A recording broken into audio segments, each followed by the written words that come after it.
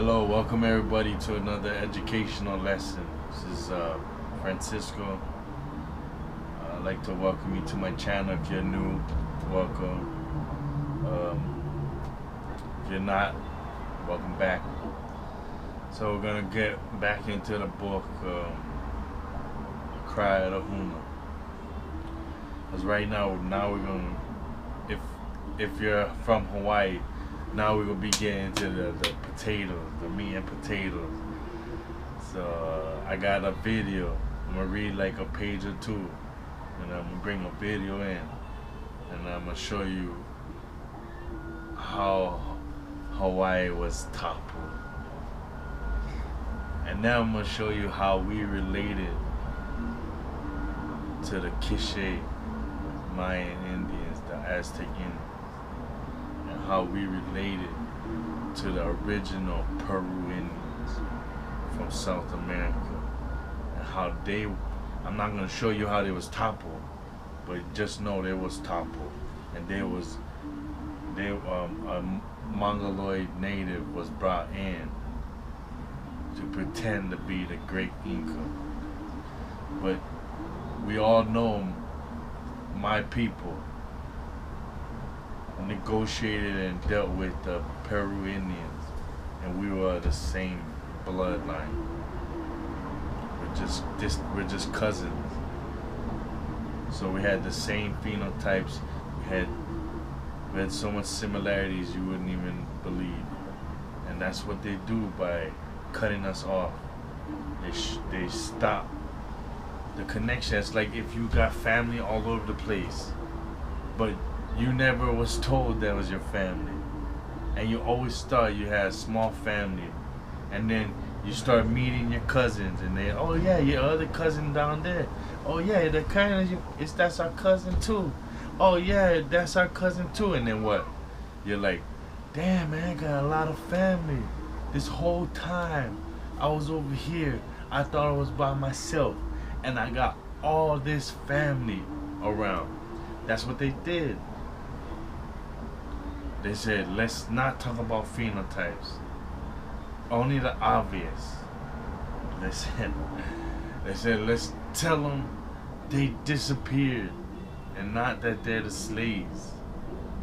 And let's tell the cousins that didn't get enslaved in the same ways or in different times, that they're not the same, because we're gonna push to them Mongoloid images and tell them that they're Mongoloid. So you're gonna say, oh, that's not us. And then we're gonna tell all these Negroes that's not caught up in the African slave trade lie, that they're Asian. So they're like, how you gonna connect the African Americans and Asians? Right there, we're perplexed when we're told we're Asian. Believe me, I don't look like a Japanese and a Chinese. I'm not Asian. We all not Asian. We woolly haired, copper colored people with super curly hair to super curly hair. How are we Japanese and Chinese? I'm thinking this, not knowing that we were called Asian. We were called Afro-Asiatic. So they know that we don't. So when they tell us that, they're not lying, but we don't get it. And that's what they did by separating, diminishing, destroying history. Now we don't get it. You don't get shit. So I'm gonna stop ranting now. Let's get into it.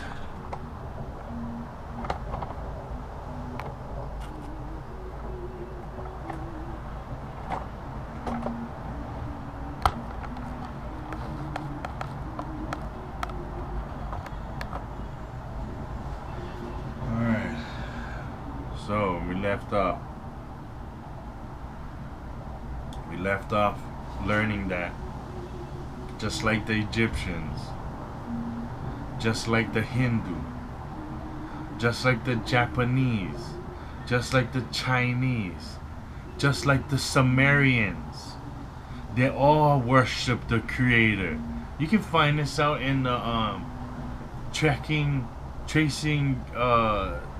Genesis to ancient cultures on the internet. They had this researcher who that's all he does, and they show you all the different cultures worship the Creator.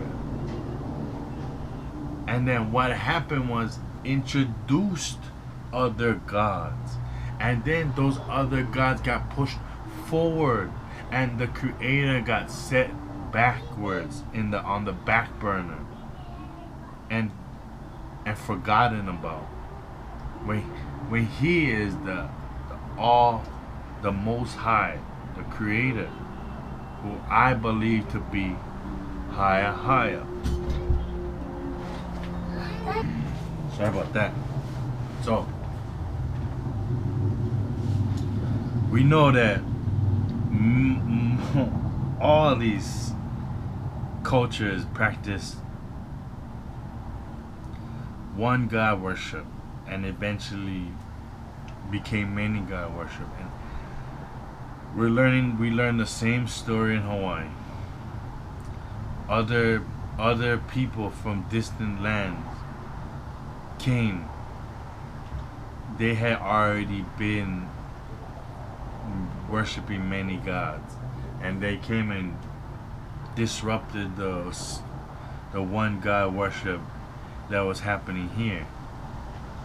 Yes, there was the recognizing of the element gods, and like the lesser gods that was that did the bidding of the Creator. But they never, as you can see, if you really get into the writings, they only worship one God, the Creator. They just understood winter solstice and summer solstice, and they recognized the power of these elemental gods that had ushered in, who were governors of the Creator's creation. Okay, so let's get into it. His father, Hiapo, called Iokapoikalani, which means of the darkness of the supreme heavens, had obvious derived from the name from the controversial deification of Captain James Cook at Hikiau Heiau on Hawaii Island. Hold on. According to the accounts, Cook had been deified as an emulation of the god Lono. But the next day, after the Hawaiians had witnessed the actions of vengeance displayed by Cook's crew in response to the disappearance of one of their rowboats.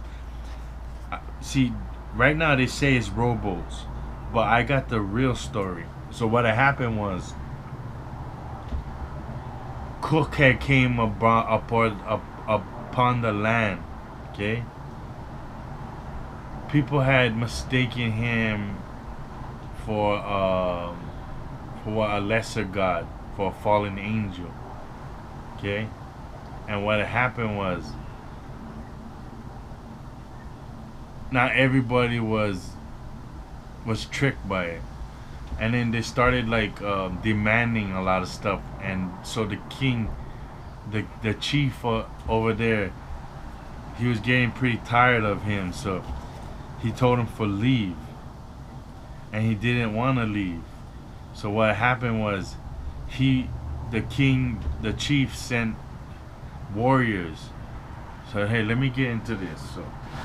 So he sent warriors.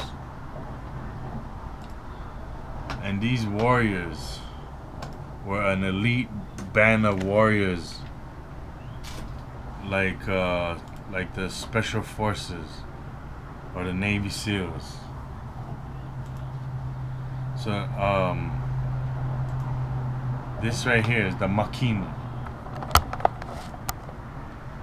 So this is the Makini.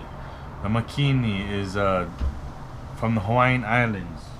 During the visit of Captain James Cook to Kealakekua Bay on the Big Island of Hawaii, ship's artist John Weber sketched some mysterious men paddling a canoe and wearing what appeared to be gourd mask. These men were members of a secret warrior society. So these people were the elite warriors that were in charge of protecting the king, the chiefs. Okay, so and they were assassins. So the warrior society called Makini, and the mask or helmet has been given the same name, Makini. Refers to a group of spears tied together and used as battering